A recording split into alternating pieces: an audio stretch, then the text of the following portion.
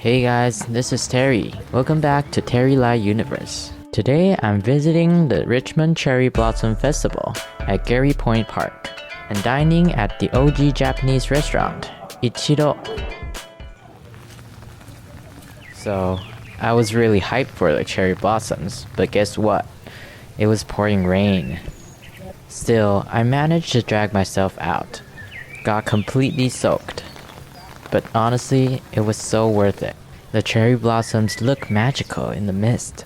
It was absolutely breathtaking. And surprisingly, so many people showed up.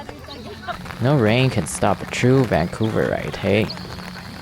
After living here for 4 years, I am finally getting used to this gloomy, rainy weather. When I first moved to Van, I used to avoid going out in the rain, but that only made me feel so trapped.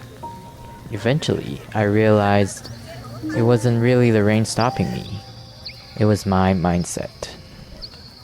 I cannot control the weather, but I can control how I react to it.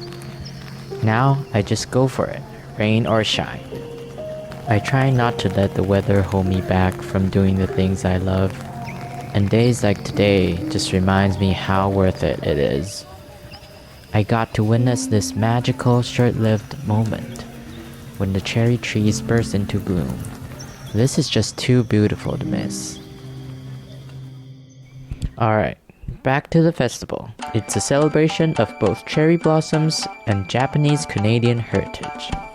At the main stage, the Sakura tent, there were taiko drums, a kimono show, and many other traditional performances. Inside the Hanami tent, there were incredible displays of bonsai trees, carefully nurtured by Master Tak Yamamura from Bonsai Flora Gardens. Some trees were over 55 years old. For Master Tak, bonsai is about capturing the beauty of nature in a form small enough to hold in your hands. How romantic is that? Also, I was obsessed with the origamis made by the grandmas from the Stevenson Senior Japanese Craft Group.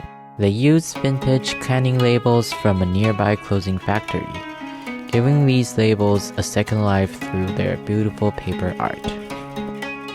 There were also beautiful displays of creative cards, ikebana, traditional Japanese flower arrangement, and shudo, Japanese calligraphy. The takeya sushi stand was super popular too. You can grab a quick, delicious bento or some Japanese snacks and be ready to roll. Unfortunately, I missed the chado tea ceremony. Only caught a glimpse of the seniors packing up in their gorgeous kimonos. Next time, I'll definitely plan better to catch it. I didn't try any of the outdoor food trucks because of the rain. Eating in those conditions just didn't sound appealing. I've been to Gary Point Park before on sunny days, and it's gorgeous. There's a small but charming Japanese garden, and the coastline is usually stunning. If you haven't been there yet, you should definitely check it out on a sunny day. For dinner, I decided to visit the Ichiro Japanese restaurant, one of the most famous Japanese spots in the Lower Mainland. They're known for using super fresh ingredients and offering a truly authentic Japanese dining experience. They have a huge selection of bento boxes and meal sets to choose from. I decided to treat myself after being out in the rain all day and order the kiku set. First up, a comforting bowl of miso soup to warm up your belly. Sushi and sashimi. Pour in some shoyu soy sauce. Dab on a tiny bit of wasabi and dig in. The fish was so fresh and perfectly cut. No tough membranes at all, just silky smooth. Next, onto the tempura. Honestly, this might just be the best tempura I ever had in Metro Vancouver.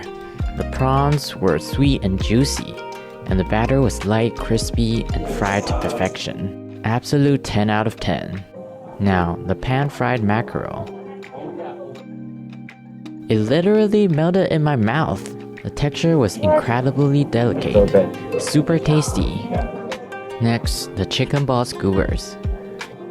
Interesting texture, soft, smooth, kinda similar to fish balls. But honestly, this wasn't the best I've tried. Then came to the tamagoyaki with mackerel. Fluffy, flavorful tamagoyaki, Japanese omelette, wrapped around that same incredible mackerel. Such a satisfying bite. A mussel topped with a rich miso paste. The sauce really brought it all together, and the mussel was tender and juicy. Not tough at all.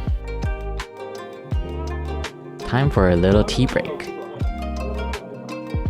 Now moving on to the raw spot prawn. I've only had raw prawn before in Japan, so I was really curious how Richmond's famous spot prawn would compare. And the taste, sweet with a subtle savory depth. I also took a bite of the shiso leaf afterwards to cleanse the palate. And finally, to wrap up the meal, shirataki noodles in a light sweet and sour broth.